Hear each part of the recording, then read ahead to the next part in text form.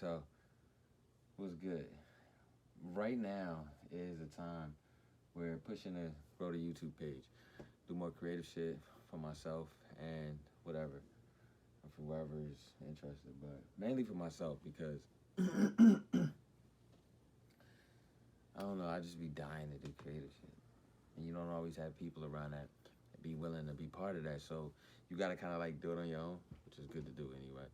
Since then you encourage people to be around. But today, what I wanted to talk about is the fact of like doing videos like this, where it's like more of a conversational situation and it's like a person talking to a camera, but a person talking to multiple people at the same time.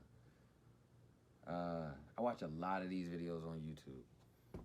Like sometimes even between the time I'm just watching videos where people talk about Cardi B, uh, right now Casanova, a, uh, a, a Boogie with the hoodie, Benji, uh, who else? King Von. Like I watch these things in between watching photography videos because watching a photography video or I probably look cross-eyed because I'm looking at the video. Like that's the thing. Like I gotta get used to like looking at the camera part, maybe like the top of the phone. So you look at the top of the phone, you look like you're looking into the joint. If I look this way, it's like I'm cross-eyed. Anyway, so that's the thing. It's getting comfortable to understand where to look. For me anyway, because I wanted to do videos like this for a while because I watch a lot of them. But I was just like, yeah, I was like, I can do it, I can do it, I can do it. And it's like, I guess I had to be one of those people to wait to see somebody do it. Well, not completely see somebody do it. Like I think I've done like one before, whatever. But then I got gassed because I seen my homeboy do one talking about the rappers, and I was literally doing one, but I was doing it in a way where I was putting it together. I was like doing a shot here and doing a shot there, and the conversation was traveling. Seeing that, it encouraged me to do more of a direct thing, so I got right to it. But I'm still gonna bring that aspect of showing how like a conversation can travel from different locations and how it can grow. But also, I do need to produce some more content. So, you know what I mean? Here we go. Right now, the biggest thing that I could talk about is a boogie. And to talk about a boogie is like, yeah, you've been in the game for a minute. You pretty much solidified your situation. You got a good situation. You get caught up with guns, which is kind of expected. What do you expect a person to, like, he got bread. So it's like, at the end of the day, he would have a couple hammers in the house. If you got an in-house security guard, cool. But at the end of the day, it's going to be some guns that he should be accessible to, too. Because what if his security guard get taken down quick? He got to protect himself now. And the bad part about it is, bro, you living in Jersey. You know, Jersey be on some other shit. Kind of got to be mindful about that. The bus situation, it's not federally legal, but y'all probably looking at it from like a state aspect, right? So then I guess that leaves that there. I don't know, because I don't know everything, and I don't know completely where the situation is all in all. What I'm looking at is now seeing something like that with a person like Ace Boogie, it's getting kind of weird that how like rappers are either getting killed, targeted to be robbed, or they're getting locked up. And if they're getting locked up, they're not getting small years. They not even. It's not even a conversation about small years. Always double-digit years.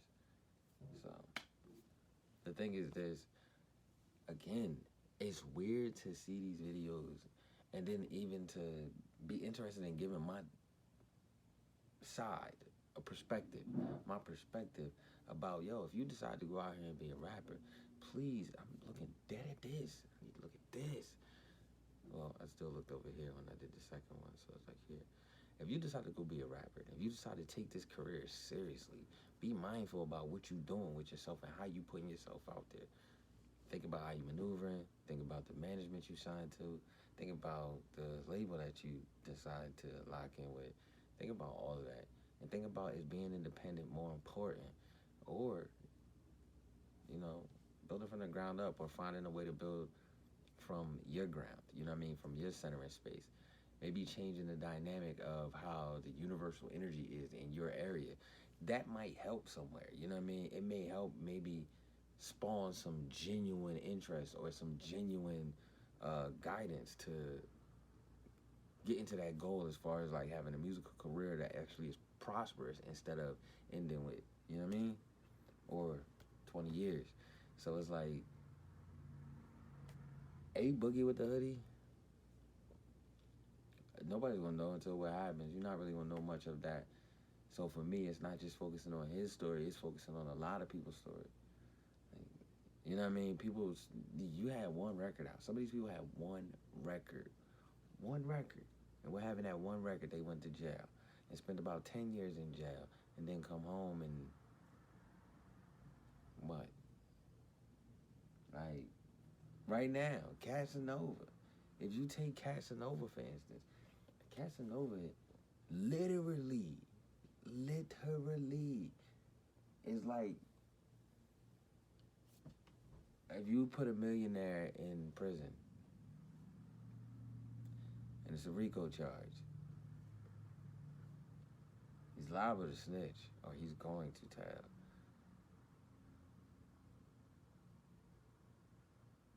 What you gonna do? Not saying that I care or I'm very much that interested, but at the end of the day, it's like when you say something like that, it's not to say you should be waiting around for it to bite you in the ass, but just be mindful of what you said and be mindful of what situations you put yourself in. Because if you say things like that and then you put yourself in situations where it's like, you know, I'm going to put myself in situations where I got a chance to get 50 years. 50 years. I'm going to put myself in them chances after I just said anybody with $1 million will snitch. Yo, that's crazy. Man, listen. If your talent is, well, let me not even say that. I ain't even going to, that statement scratched what I was about to say. I wasn't about to say nothing. Because I was about to say something that would have sounded good, but it wouldn't have been good. You feel me? Some people need to learn how to do that. Learn how to censor yourself. Catch what you're saying before you actually put it out there, because it might not be actually that good to put the fuck out there. Not bad for cussing. I'm trying to work on that. I'm trying to work on that other, you know what I mean? How we call each other my. I'm trying to work on that too, where I ain't gotta say that to nobody. Because it'd be better not to have to say it to you, you feel me? I ain't really interested in calling you that, because that ain't what you is to me. You a man. So I can call you homie, I can call you bro, but should have probably stopped calling people that a long time ago, you feel me? Anyway, live your talent, have fun. I made it to the 8-minute mark. 8 minute.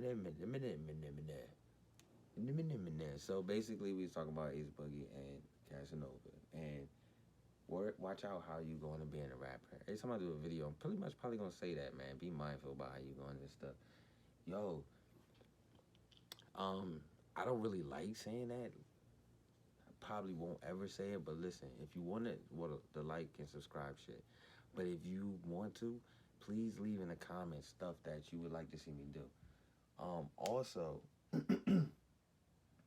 could you do me a favor and go over to Tune215 page, right? And comment on his videos. You know what I'm saying? He just put a story out about him and his dad. Yeah, that story was crazy. The cops went in his house and actually went shopping. It was like Macy's. It's like they went in there that day and they said, hey, you know what? These are some nice trousers. Let me try these on. Thank you. I wonder if they stole any drawers.